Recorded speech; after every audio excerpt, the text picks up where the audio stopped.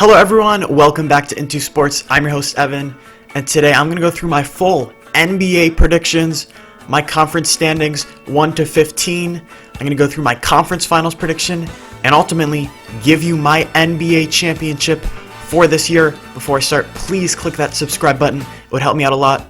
But starting in the East, the number 1 seed, I have the Brooklyn Nets. Now I think this is going to be a talented circus. What do I mean by that? Kyrie Irving, Kevin Durant, pretty sensitive. They tend to get a little angry, a little irritated by comments by the media. So I think there's going to be a little bit of tension, some friction, maybe even between Irving and Durant. We've seen, Irving have friction with teammates for the past few years. But even if he's at 93, 94, 95%, Kevin Durant coming off a major Achilles injury, I think he's still a top 10 player if he's able to be 90+%. I do like the fact that Kyrie Irving is the number 2 option on this team. It didn't work when he was the number 1 in Brooklyn last year, and it didn't work when he was the number 1 in Boston for several years. Now, I like Steve Nash as a hiring for the Nets head coach, but does Kyrie Irving? Kyrie said he didn't really want to be coached. I worry about that situation a little bit. But if he really lets him coach, I think Steve Nash could be a good one. Number 2 seed, I'm going with the Milwaukee Bucks.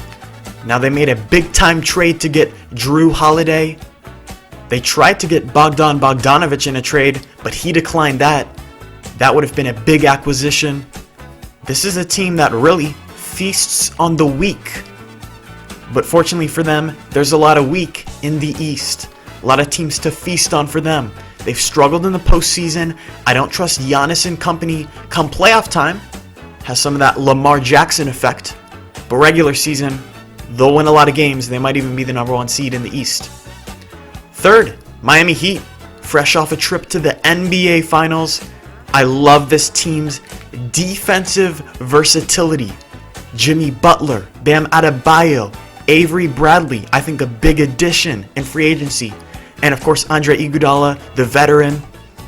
Those are guys that can guard multiple positions and guard them very well. They have shooting with a guy like Duncan Robinson. Unfortunately for them, they have the most overrated player in the NBA, Tyler Zero. But I still think they're going to be a good team this year. Number 4 seed. Feels like they're in this range every year. The Boston Celtics. I expect another big step in Jason Tatum's progression. I think he could really be on that fringe of the top 10 player discussion mid-year or even by the end of the season. I'm not too worried about them losing Gordon Hayward to the Hornets in free agency. He was not a contributor in the playoffs. I always feel like this team's kind of a second-round playoff team pushing for an Eastern Conference Finals, but can they get over the top? We'll see this year. Now, they didn't make any big moves, so I don't have reason to believe there's going to be some big change. Number 5 seed, a team that did make a few big moves, the 76ers. They brought in Seth Curry and Danny Green. I love the shooting they brought in. They had to surround Embiid and Simmons with some guys that can really knock it down from beyond the arc, and they did. I do love the hiring of Doc Rivers. Now I do worry. Doc Rivers, known as a player-friendly coach, how is he going to work with Embiid and Simmons? Those are guys that need to be coached and coached hard. Is he going to be nice on them, or is he really going to push them and maximize their abilities? Another interesting combination is Joel Embiid and Daryl Morey. Daryl Morey, GM, new this year. We know he likes to shoot the 3 ball. And with that, he doesn't really like big men. And the Sixers' best player is a big man. So how is that going to work? Will he get traded by midseason? Maybe for James Harden? We'll see about that. That's certainly a possibility, though. 6, you guys might have thought I would have them higher, really high on them last year, the Indiana Pacers. My big question for them, can Victor Oladipo return to top 10 form? Because there was a time in 2017 when Oladipo's Pacers took LeBron James and the Cavaliers to 7 games. And at that time, Oladipo was a top 10 player. His explosiveness, he could knock down a jump shot. He was in conversation for Defensive Player of the Year as well. That's the big thing for me, because if Oladipo can return to that form, the Pacers could win the East. Now, I don't like the firing of their former head coach, Nate McMillan. That was the guy that was in the Coach of the Year conversation year after year after year, and then he's fired? I guess I don't get it. Now, TJ Warren, he broke out in the bubble. But was that breakout more because of the circumstances and the setting and atmosphere? Or was it because something clicked for him? I still think he can be a guy that can give you 20 a game. This selection might be a little bit low because of the coaching of their head coach, Nick Nurse. He's been excellent over the last few years. But Raptors at 7, just because I'm concerned with the losses of Serge Ibaka and Marc Gasol in free agency. Ibaka's a floor stretcher, a paint protector, coming off one of his best years of his career. And Gasol, he's an excellent passing big. He can get his teammates involved. Now I'm going to throw this out there. And if this is wrong, then we'll just forget about it. But if not, I'll mention it a lot. Malachi Flynn, I think he's the surprise rookie this year. 29th pick out of San Diego State. Just because the Raptors, they're so good at finding these hidden gems, like a Fred VanVleet, for example. Their player development is excellent. He could be the rookie of the year, and I might pick it. Instagram, Into Sports Podcast, I'll do my award predictions there. He might be it. Rookie of the year. That's a guy to watch. Number 8 seed. Really went back and forth right here between the Wizards and the Hawks, but I'm going with the Wizards to sneak into the playoffs with Bradley Beal and Russell Westbrook. I think that's a very interesting pairing. Not exactly sure how it's going to work out. I don't think Beal is the personality where it's really going to flare up, but Westbrook doesn't always work well with all of his teammates. I'm not really sure who the number 1 is either, so that's a little bit of a problem. But Rui Hachimura could blossom into a nice scoring forward, their third option. They have shooting with a guy like Bertans, but not much of a bench. And the big problem is their defense is horrendous. They put up a lot of points last year, but they gave up way too many. They have to fix that, but I think they barely slip into the playoffs here. Number 9, I really wanted to put this team in the playoffs. Went back and forth, Atlanta Hawks. This team has breakout ability. You have Trae Young and John Collins who are already there. 2 young, really star potential type players. Then you add Bogdan Bogdanovic. The Bogdanoviches confuse me a little bit. Danilo Gallinari and Rajon Rondo, who I still like. So those are 3 starting caliber vets to complement a young roster. They needed some veterans in there. And Gallinari and Bogdanovic, they can give you 20. So I think this is a dangerous, borderline playoff team. I wouldn't be surprised if they made it. Magic, 10. Okay. 11, Charlotte Hornets. This is interesting because they drafted none other than LaMelo Ball. And I think the LaMelo Ball experience will be a complete abject disaster. He's going to stuff the stats, but I don't care. You know, I never care about that stuff. Every team has to score 110 points somehow. So he's going to put up some points, some assists, some rebounds, whatever. But here are the knocks on LaMelo Ball coming into the NBA. Number 1, poor work ethic. Yeah, it's not really like you have to try when you're in the NBA. Yeah, maybe just once a week, go to the gym 20 minutes, shoot some hoops. Yeah, whatever. You'll be successful like that. Number 2, he doesn't defend. That's only half the game. Only 50% of the time. That's really not that much. Whatever. Don't need to defend. Not very athletic. Probably doesn't matter. Probably don't need athleticism when you're going against LeBron James, for example. Not important. Horrible shooting form. Yeah. It's not like you have to put the ball in the basket or anything. You can just chuck it up however you want. He's more worried about fame than development. I'm not in on LaMelo Ball. And this Hornets team is not going to be very good. Then, rounding out the East, the Bulls, Pistons, Knicks, Cavaliers. Nobody cares. Okay, let's go to the West now. Your defending champions are the number 1 seed in my book, the LA Lakers. We know how good LeBron and AD are. I don't need to tell you that. But the Lakers, they got better this offseason after winning the championship a year ago. They got Montrezl Harrell from the Clippers, Dennis Schroeder from OKC, and Marc Gasol from the Raptors. Schroeder, I think their point guard is going to be a facilitator when LeBron is off the court. He's going to be aggressive. He's really quick. He's speedy. He can get to the rim. I think Montrezl Harrell is going to score it, and I expect him to bounce back from a little bit uncharacteristically poor bubble play for Harrell. And then Gasol, I'm interested to see, because now you have Harrell, Gasol, and Anthony Davis. How are those minutes going to divide up? Gasol, obviously an excellent passing big, but I'm not sure he's going to play too much, but still a nice addition. I was wrong about this team last year, but they're still good, the LA Clippers. When the bubble came around, I switched my pick from the Lakers to the Clippers. Not a good move. But I think this Clippers team was really affected by the bubble. They didn't want to be there. They voted to stop the season. And there was too much star treatment for Paul George and Kawhi Leonard. But now Doc Rivers is gone. Ty Lue is in. I think that things are going to change a little bit. Less star treatment, less load management. Now you do lose Montrezl Harrell to the Lakers, as I mentioned, but you get Serge Ibaka, and I think that's probably a wash. Ibaka, he can hit a 18, 19, 20 footer. He's going to be a valuable piece. And let's remember, this team was up 3-1 against the Denver Nuggets, and they were winning the game by 20. That was an epic collapse. 1% win probability. It happened, but I don't expect that to happen again. Clippers, second seed. Nuggets. We know Jokic is great. Look at the 3 seed.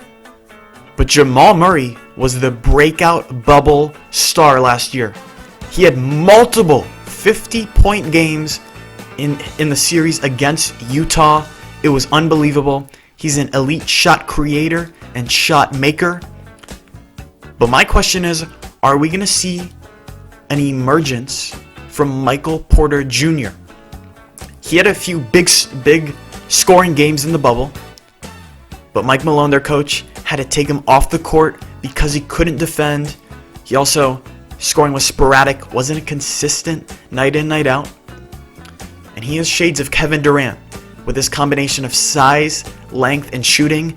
Will he take that next step, or will he just be the 7th best guy? Because he has superstar ability. Will he become that? That's a question for the Nuggets. Number 4 seed. I was really tempted to put them at 3 or even higher. It's the Phoenix Suns. This is the real pop team in the Western Conference. And it's all because they traded for Chris Paul. And I made a video about them, and I said, this team is more talented than Chris Paul's Thunder last year. And that team was the 5 seed. I'm projecting 4 seed for the Suns this upcoming year. They already had Devin Booker, who'll give you 27, and DeAndre Ayton, a lob threat, a beast on the boards. But then you add in Chris Paul, who's the ultimate winner. I don't care about his stats, because his impact on winning is just immense. Monty Williams, their coach, he's my coach of the year pick. Players love him. We saw in the bubble. They didn't really have much to play for. Their playoff probability was like 1% coming in. But they played really hard for him. They went 8-0 when they could have just thrown the towel. So I love this Phoenix Suns team. We'll see if I even dare to put them in the Western Conference Finals. Number 5 seed, Utah Jazz. Now in the bubble, they struggled. But they didn't have Bojan Bogdanovic because due to a hand injury. And without him, they just didn't have enough offense. Now Donovan Mitchell was of course excellent in the playoffs. It was just so fun to watch him battle with Jamal Murray in that one series. It was incredible. I think they're missing an explosive athlete on the perimeter. So they're not, championship type team, but still a really nice veteran team. Gobert, Conley, don't forget about him. Bogdanovic, Mitchell. It's a good team. Number 6 seed, Golden State Warriors. Now they get Steph Curry back, but the problem is they lose Klay Thompson for the 2nd straight year. That's devastating to their title chances. Because with him, I think they are a championship caliber team. But without him, they're the 6th seed. They traded for Andrew Wiggins late last year. I think they're going to need a big offensive year from Andrew Wiggins. Because Draymond Green is not a number 2 option offensively. So they need Andrew Wiggins to really step it up in the scoring column. Kelly Oubre was also a nice add in this offseason. He can attack the rim with explosiveness, bring in energy. And then you draft James Wiseman, second in the draft. It was amazing this team had the 2nd pick.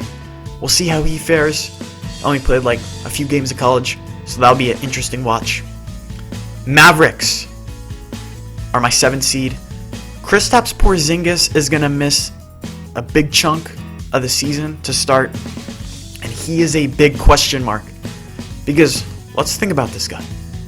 He's a legitimate 7'3" that can drain it from 30 feet out.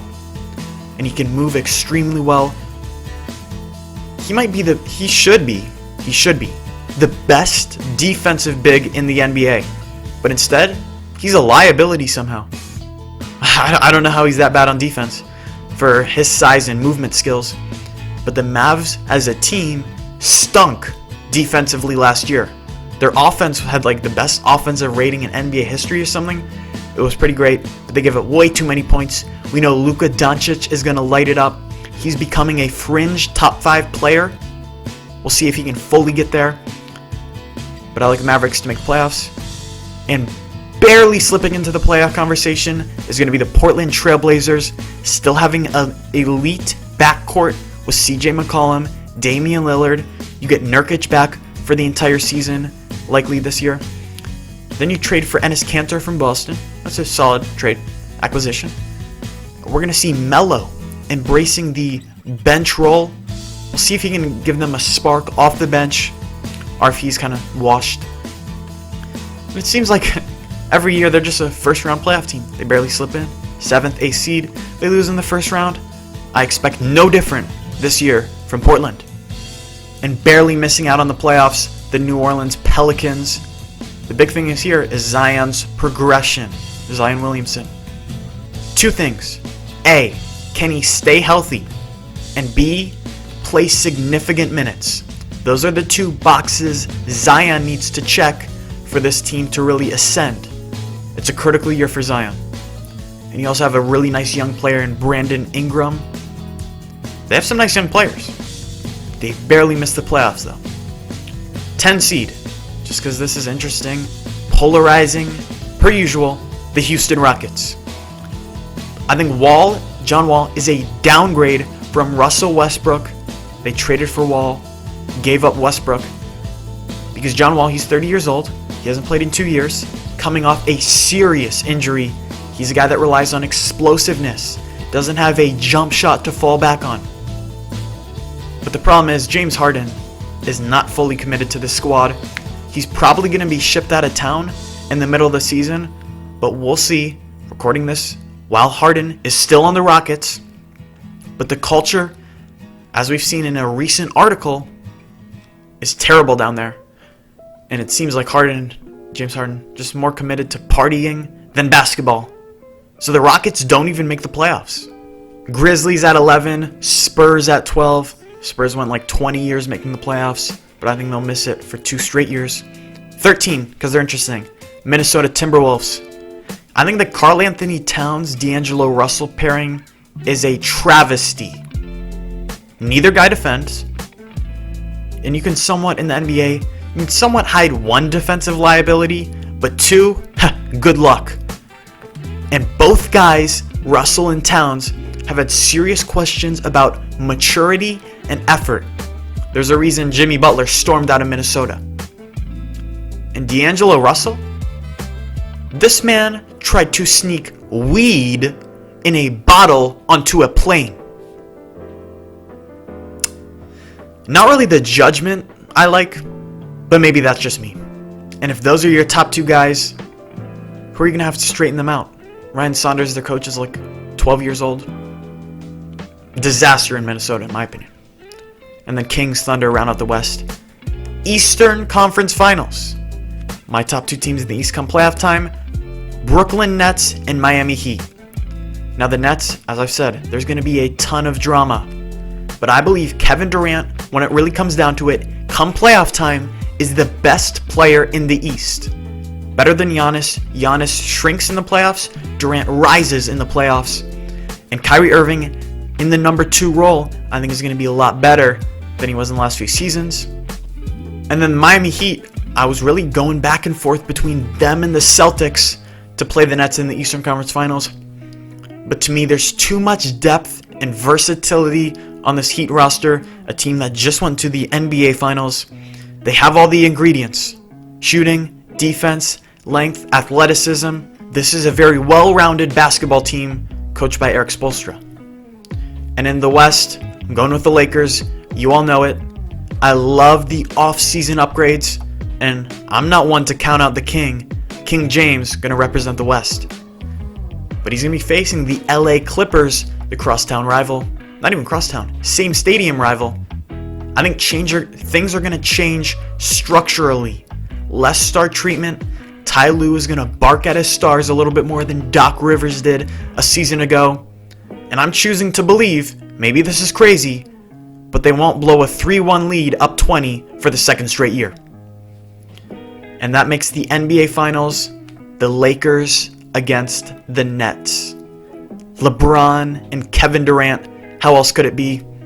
But I think the Lakers have much more depth. They win this series. They're the NBA champions. LeBron is still the best player in the NBA, pretty easily by my estimation. And Anthony Davis, there was questions about him in the playoffs, but he was really stellar in his first real serious playoff run in his NBA career. So I'm taking the Lakers to beat the Nets in the finals. Down below in the comments, tell me where I was wrong, although good luck finding a point where I was wrong. But if you did enjoy, click that subscribe button, leave a like. Thank you so much for listening. I'm your host, Evan, and I'm out. Peace.